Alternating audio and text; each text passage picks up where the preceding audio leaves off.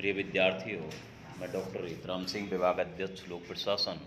श्री कल्याण राज्य के कन्या महाविद्यालय सीकर से बोल रहा हूँ। और आज हम जो चर्चा करेंगे उसके बारे में है कार्यपालिका व व्यवस्थापिका के संबंध क्या हैं। इन्हीं को लेकर विवेचना जो की जाएगी कि कार्यपालिका और व्यवस्थापिका, जैसा कि अलग अलग जो सरकार के अंग हैं और इनके जो अलग अलग कार्य हैं, उन कार्यों को ये अपने अपने स्तर पर करते हैं। जैसे मान लो व्यवस्थापिका है, व्यवस्थापिका का कार्य कानूनों का निर्माण करना है, वहीं कार्यपालिका का कार्य इन कानूनों को विधिवत रूप में लागू करना है। फिर भी ये अलग अलग कार्य करते हुए भी जो सरकार के दोनों जो अलग अलग अंग हैं, इनका पारस्परिक जो संबंध है वो क्या है। और क्योंकि जो लोकतंत्रात्मक शासन व्यवस्थाएं हैं और उनमें वहाँ जहाँ संसदीय शासन व्यवस्थाओं को लागू किया गया है, भारत भी उनमें से एक संसदीय शासन प्रणाली वाला देश है,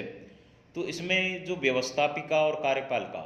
जो सरकार के महत्वपूर्ण अंग हैं, दोनों ये जो कार्य करते हैं और कार्य अलग अलग रूपों में करते हुए इनके जो पारस्परिक जो संबंध है,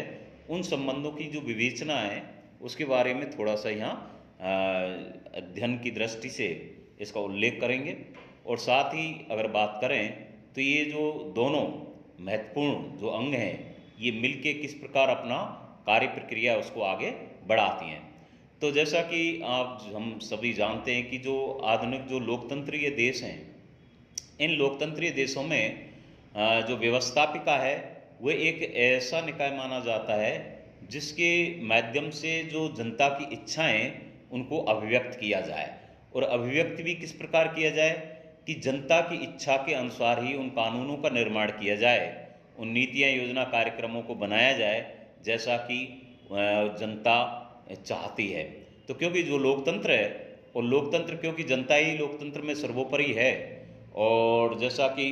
जनता के लिए ही जो कार्य किए जाते हैं, जो सरकारें होती हैं उनमें तो जो इच्छा होती है जनता की कि अपना ये कार्य होना चाहिए, तो उनको एक तरह से जो अभिव्यक्त करने का कार्य है वो व्यवस्थापिका द्वारा कानूनों का निर्माण या नीतियाँ कार्यक्रम जो भी उनको ऐसा लगे उनका निर्माण करके उनको अभिव्यक्त करने का जो एक तरह से जो माध्यम है वो व्यवस्थापिका अपना कार्य करती है। इस संबंध में अगर हम बात करें तो जितने भी जो लोकतंत्रीय विचारधारा के जो चिंतक हुए,